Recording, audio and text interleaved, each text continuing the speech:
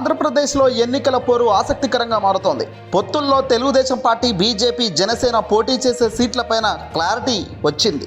BJP 6 MP అభ్యర్థులను ప్రకటించింది.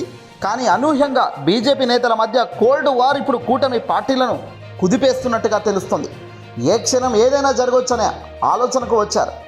BJP ఆంధ్రప్రదేశ్లో 6 ఎంపీ స్థానాలకు తమ అభ్యర్థులను ఖరారు చేయగా తొలుత విజయనగరం బీజేపీకి కేటాయించారు. కానీ ఆ తర్వాత జరిగిన చర్చల్లో విజయనగరం స్థానంలో రాజంపేట బీజేపీ తీసుకుంది. అక్కడి నుంచి మాజీ సీఎం కిరణ్ కుమార్ రెడ్డిని అభ్యర్థిగా ప్రకటించింది.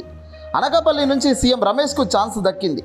రాజమండ్రి ఎంపీగా రాష్ట్ర అధ్యక్షురాలు పురంధేశ్వరి పేరు ప్రకటించారు. ఇప్పుడు అక్కడే అసలు సమస్య మొదలైంది. రాజమండ్రి సిటీ కోసం బీజేపీ రాష్ట్ర మాజీ అధ్యక్షుడు సోము వీర్రాజు చివరి నిమిషం వరకు తెగ ప్రయత్నాలు జరిపారు. చర్చల్లో భాగంగా వీర్రాజును అసెంబ్లీకి పోటీ చేసేందుకు ఒప్పించారు. బీజేపీ నుంచి పోటీ చేయాలని ఆశించిన రఘురామకు సీటు రాకుండా గెంటేశారు. దీంతో వీర్రాజు పాత్ర ఉందని రఘురామకృష్ణంరాజు స్వయంగా చెప్పుకొచ్చారు. ఇక ఇప్పుడు పార్టీలో ఉన్న సొంత వ్యక్తులకే కొట్లాటలు మొదలయ్యాయి. ఇప్పుడు సోము వీర్రాజు పోటీ చేసే స్థానం పైన పార్టీలో భిన్న అభిప్రాయాలు వ్యక్తమవుతున్నాయి. సోము వీర్రాజును రాజమండ్రి పార్లమెంట్ పరిధిలోని అసెంబ్లీ స్థానం కేటాయించేలా చర్చలు జరుగుతున్నాయి. ఇప్పటికే అనపర్తి టీడీపీకి కేటాయించారు. ఆ స్థానం ఇప్పుడు బీజేపీకి మారుతున్నట్లుగా తెలుస్తుంది. అక్కడి నుంచి సోము వీర్రాజు బరిలోకి దిగుతున్నారనే ప్రచారం అందుతోంది. అయితే సోము వీర్రాజుకు అనపర్తి సీట్ ఇస్తే రాజమండ్రి లోక్సభ పైన ప్రభావం ఉంటుందని పురంధేశ్వరి నేరుగా వాదిస్తున్నారు. అనపర్తి సీటు వీర్రాజు కేటాయిస్తే తాను రాజమండ్రి నుండి పోటీ చేయటం పైన పునరాలోచన చేయాల్సి ఉంటుందని చెప్పడంలో ఎలాంటి వెనకడుగు కూడా ఆమె వేయడం లేదు. సామాజిక సమీకరణల పరంగా అనపర్తిలో రెడ్డి, ఎస్సీ వర్గాలు ఓటింగ్ ఎక్కువగా ఉంటుంది. దీంతో టెన్షన్ ఇప్పుడు అంతా ఊహించని స్థాయిలో ఉంది. నిజంగా ఎవరికైనా ధమాకున్నోనికి ఒక్కసారి ఆలోచన చేయండి. 3 పార్టీలు ఒక దగ్గర కలిసినప్పుడు సీట్లలో క్లారిటీ రేపు ఎన్నికలు అనే దాకా వీళ్ళకే సరిగ్గా లేనప్పుడు ప్రజల్లోకి అసలు అభ్యర్థి అనేది ఎలా పోతుంది కరెక్ట్గా చెప్పండి. ఇవన్నీ కూడా ఎన్నికలకు కరెక్ట్గా నెల 15 రోజుల ముందే ఇవన్నీ అయిపోవాలా. 2 నెలల ముందన్న కనీసం వీటికి చెక్ పెడితే ఆ తర్వాత ప్రచారాల మీద పడితే కాస్త కూతో ప్రజలకు అవగాహన వస్తుంది ఎవడు ఎక్కడ నిలబడుతున్నాడు అన్నది. చివరికి రేపు పొద్దున ఎన్నికలు అనే దాకా వీళ్ళు ఇక్కడే కొట్టుకునేటట్టున్నారు, నువ్వు నేను అనేటట్టు.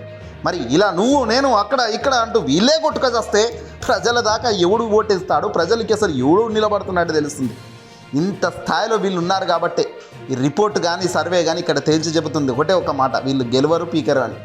ఏదో ఆరాటము ఆక్రోశం. ఎగ్జాక్ట్గా మనము ఎన్నికల ఫలితాల రోజు మనం మాట్లాడుకుంటాం కదా, ఆ రోజు మనమే చెప్తాం ఎంత స్థాయిలో మనం ఈ రోజులో ఇట్లా మాట్లాడుతున్నాం అనేది.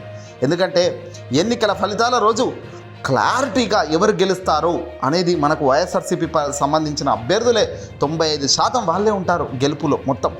ఎందుకంటే ఓ ప్రణాళిక, ఓ సోషల్ ఇంజనీరింగ్, నియోజకవర్గాల్లో ఫిల్టరింగ్ ఇవన్నీ చేసి జగన్ ఒక పర్ఫెక్ట్ అనాలిసిస్లో ఎవరికి ఏంటి అనేది ఆయన సెట్ చేసి పారేశారు. కానీ ఈ పొద్దు దాకా వీళ్ళు అది చేయడం లేదు. ఎంతసేపు పార్టీలు కొట్టుకుంటారు, పదవులకు కొట్టుకుంటారు, ఇంకోటి.